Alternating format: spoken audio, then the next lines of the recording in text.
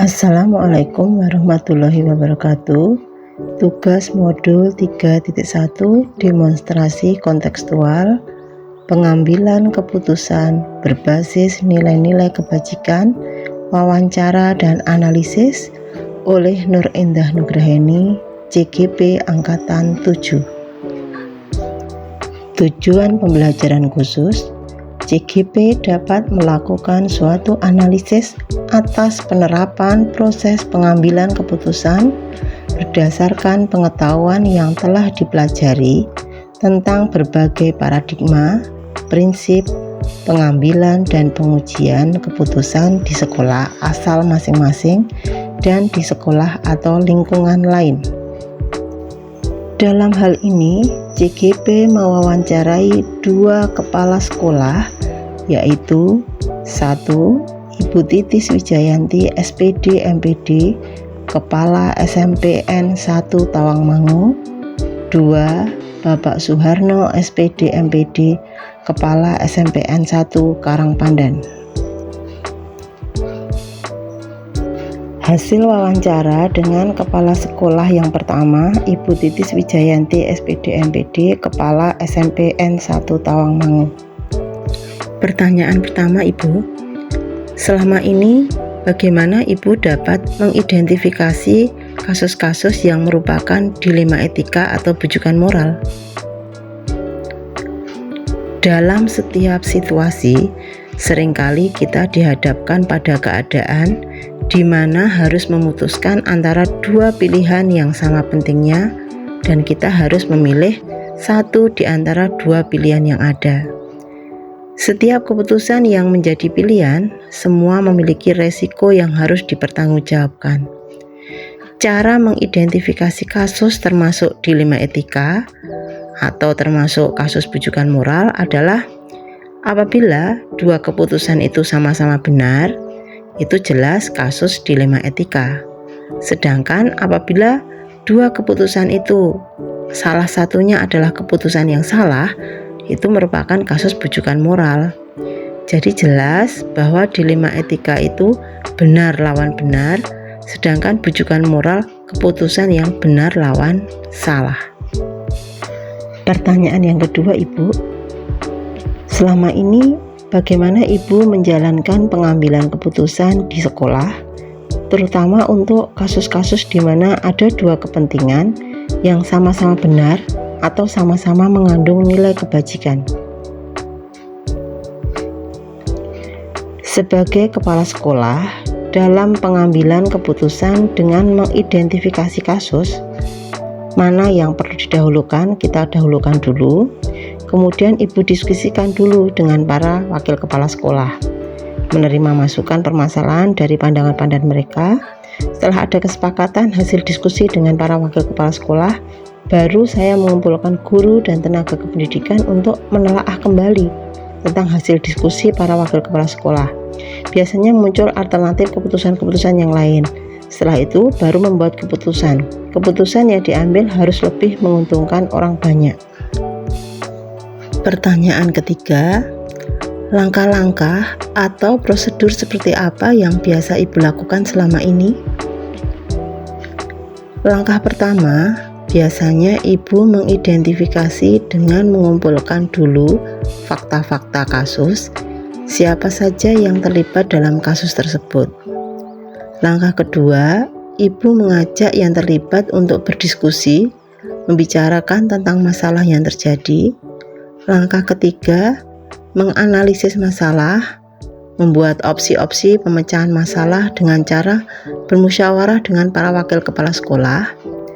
Langkah selanjutnya, hasil musyawarah didiskusikan kembali dengan Dewan Guru agar menghasilkan keputusan yang dapat dipertanggungjawabkan. Baru mengambil keputusan yang dapat diterima kedua belah pihak. Pertanyaan keempat, hal-hal apa saja yang selama ini Ibu anggap efektif dalam pengambilan keputusan pada kasus-kasus dilema etika?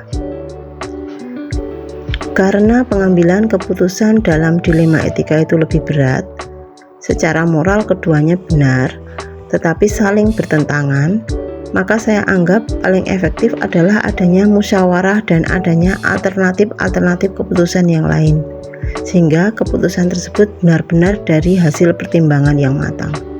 Pertanyaan kelima, hal-hal apa saja yang selama ini merupakan tantangan dalam pengambilan keputusan pada kasus-kasus dilema etika? Tantangannya, apabila ada pengambilan keputusan yang penting dan harus segera diputuskan. Dalam hal ini saya tidak bisa melibatkan terlalu banyak orang, sehingga harus benar-benar dapat mengambil keputusan dengan sebaik-baiknya. Tetapi saya tetap membuat alternatif dari setiap keputusan. Apabila opsi satu tidak bisa dilaksanakan, menggunakan opsi yang lain. Jadi, tetap memantau hasil keputusan tersebut. Pertanyaan keenam, apakah ibu memiliki sebuah jadwal tertentu dalam sebuah penyelesaian kasus dilema etika? Apakah ibu langsung menyelesaikan di tempat itu? Apakah memiliki sebuah jadwal untuk menyelesaikannya? Bentuk atau prosedur seperti apa yang ibu jalankan? Selama ini ibu tidak punya jadwal khusus dalam penyelesaian kasus. Apabila itu kasus yang urgen, yang harus segera diputuskan, segera ibu tangani. Tetapi dalam hal pengambilan keputusan, ibu tidak otoriter. Tetap kita libatkan orang yang berkepentingan tentang kasus tersebut untuk musyawarah dalam penyelesaian masalah. Dan ibu tetap menggunakan tahapan dalam proses pengambilan keputusan. Pertanyaan ketujuh, adakah seseorang atau faktor-faktor apa saja yang selama ini mempermudah atau membantu ibu dalam pengambilan keputusan dalam kasus-kasus dilema etika? Kita punya tim wakil kepala sekolah dan guru-guru yang solid, yang selalu dapat memberikan alternatif atau opsi pemecahan masalah, sehingga ketika ibu mengambil keputusan itu benar-benar berdasarkan pertimbangan yang matang, bisa menguntungkan berbagai pihak. Pertanyaan ke-8, dari semua hal yang telah disampaikan, pembelajaran apa yang dapat ibu petik dari pengalaman ibu mengambil keputusan dilema etika? Dalam pengambilan keputusan yang menyangkut dilema etika, harus mengedepankan rasa empati, tenggang rasa, tepo seliro. Saya yakin apa yang telah kita lakukan juga akan dilakukan oleh orang lain apabila menghadapi kasus yang sama, karena di dalamnya ada rasa kemanusiaan. Hasil wawancara dengan Kepala Sekolah Kedua, Bapak Suharno, SPD MPD, Kepala SMP N1 Karangpandan. Pertanyaan pertama, selama ini bagaimana Bapak dapat mengidentifikasi kasus-kasus yang merupakan dilema etika atau bujukan moral? Selama jadi kepala sekolah di SMP ini, yang sering saya temui adalah kasus dilema etika. Misalnya gini, seorang ibu guru yang tidak masuk beberapa hari karena harus menunggu anaknya yang masih kecil sakit di rumah sakit. Hal ini kadang menjadi beban moral bagi saya. Kadang memang benar kita memegang peraturan dan kedisiplinan. Tetapi di satu sisi kita harus memiliki nurani, kemanusiaan, dan sikap peduli terhadap sesama. Pertanyaan yang kedua, selama ini bagaimana Bapak menjalankan pengambilan keputusan di sekolah, terutama untuk kasus-kasus di mana ada dua kepentingan yang sama-sama benar atau sama-sama mengandung nilai kebajikan? Biasanya saya pilih mana yang lebih penting dan harus membutuhkan keputusan lebih dulu saya dahulukan. Saya ambil skala prioritas. Caranya, saya identifikasi kasus, cari fakta, konfirmasi dengan yang bersangkutan, menganalisis kasus, mencari alternatif pemecahan masalah, bila perlu berdiskusi dengan rekan wakil kepala sekolah atau warga sekolah agar ada second opinion atau opsi yang lain untuk pemutusan masalah pada kasus ini. Pertanyaan yang ketiga, langkah-langkah atau prosedur seperti apa yang biasanya Bapak lakukan selama ini? Langkah-langkahnya yang pertama yaitu identifikasi kasus. Yang kedua adalah mencari fakta dan siapa saja yang terlibat di dalam kasus ini. Yang ketiga adalah mengkonfirmasi atau klarifikasi dengan yang bersangkutan. Yang keempat itu mulai menganalisis kasus. Yang kelima adalah pengambilan keputusan. Bila perlu, kita juga melibatkan warga sekolah atau wali murid atau wakil kepala sekolah untuk alternatif pemecahan kasus. Yang terakhir, yang keenam adalah menindaklanjuti hasil keputusan, apakah keputusan sudah efektif atau belum. Pertanyaan yang keempat, hal-hal apa saja yang selama ini Bapak anggap efektif dalam pengambilan keputusan pada kasus-kasus dilema etika? Hal yang Bapak rasa paling efektif adalah mencari fakta dan konfirmasi ke yang punya kasus agar lebih jelas. Selanjutnya, menganalisis kasus ini yang sangat penting agar kita dapat memilih dan memilah dalam pengambilan keputusan. Membuat alternatif keputusan, refleksi hasil keputusan, agar keputusan yang diambil adalah keputusan yang terbaik dari yang baik. Pertanyaan yang kelima, hal-hal apa saja yang selama ini merupakan tantangan dalam pengambilan keputusan pada kasus-kasus dilema etika? Tantangannya apabila itu menyangkut kepentingan murid, keputusan yang diambil harus memprioritaskan kepentingan murid. Dan tentunya dalam pengambilan keputusan ini tantangannya lebih pada beban moral. Pertanyaan keenam, apakah Bapak memiliki sebuah jadwal tertentu dalam sebuah penyelesaian kasus dilema etika? Apakah Bapak langsung menyelesaikannya di tempat? Atau memiliki sebuah jadwal untuk menyelesaikannya? Bentuk atau prosedur seperti apa yang Bapak jalankan? Saya tidak punya jadwal untuk menyelesaikan kasus. Paling saya memakai skala prioritas, mana yang penting kita dahulukan. Saya usahakan tidak diselesaikan di tempat.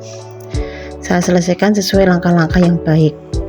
Biasanya, saya mencatat kasus yang telah terjadi di sekolah ini maupun di sekolah lain yang pernah saya pimpin.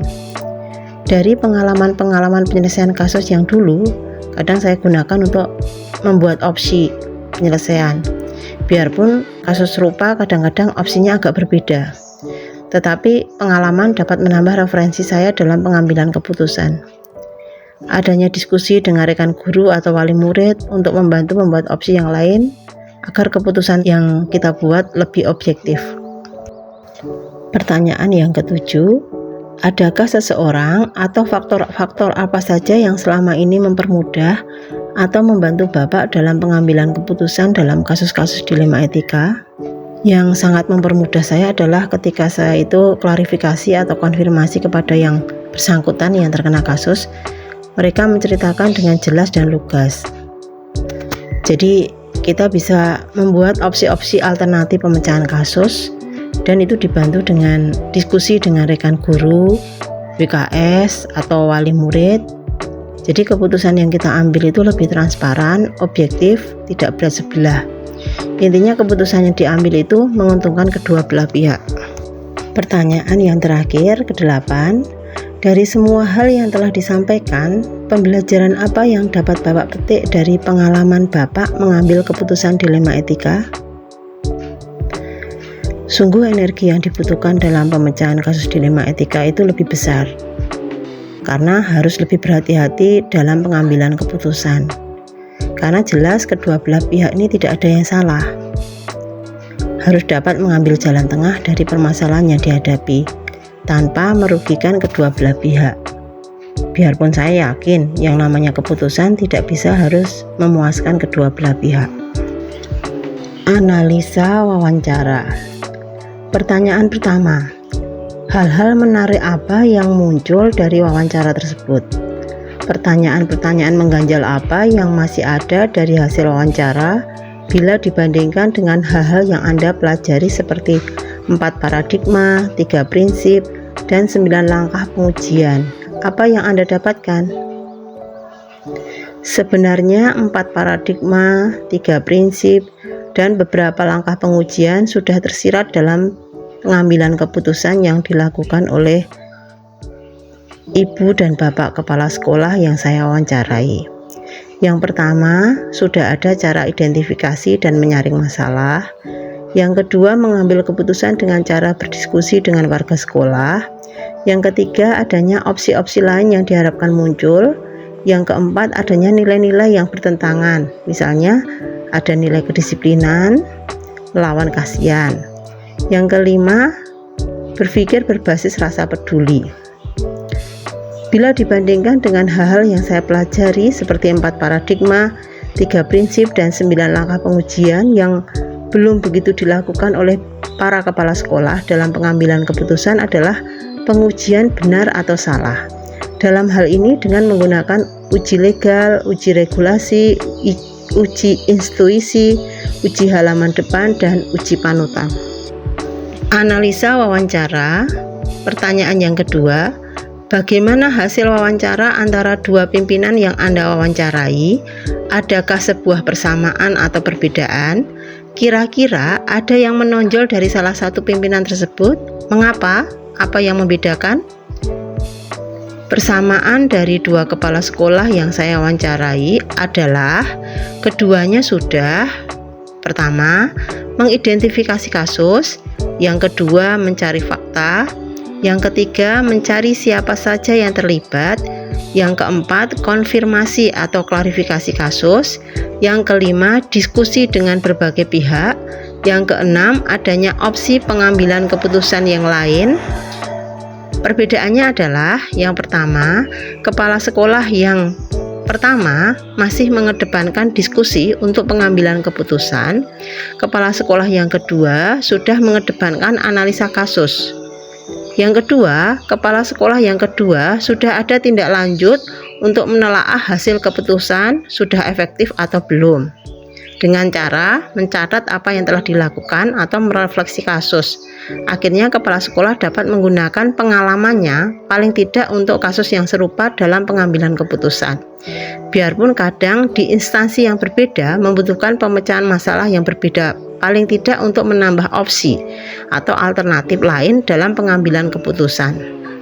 Analisa saya, kepala sekolah yang kedua sudah mendekati dengan hal-hal yang telah saya pelajari menyangkut pengambilan keputusan yang berbasis kebajikan.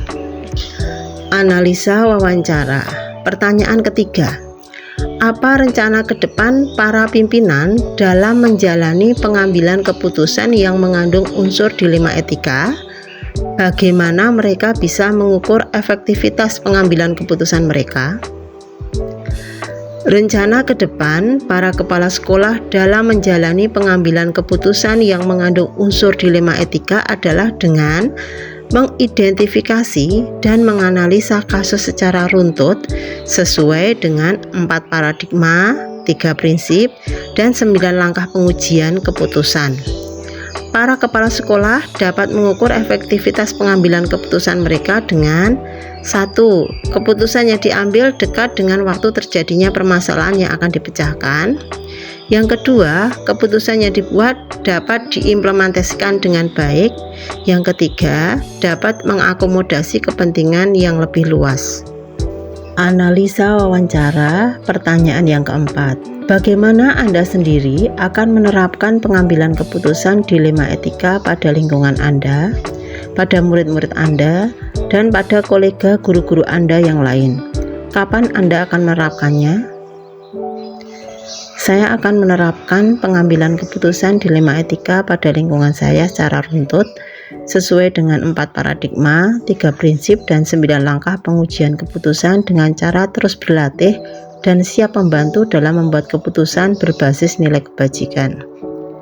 Materi ini akan saya implementasikan ke kepala sekolah dan warga sekolah sehingga mereka minimal dapat membedakan kasus dilema etika atau bujukan moral, kemudian dapat mengidentifikasi, menganalisa, dan menguji kasus tersebut sesuai dengan 4 paradigma, 3 prinsip, dan 9 langkah pengujian keputusan.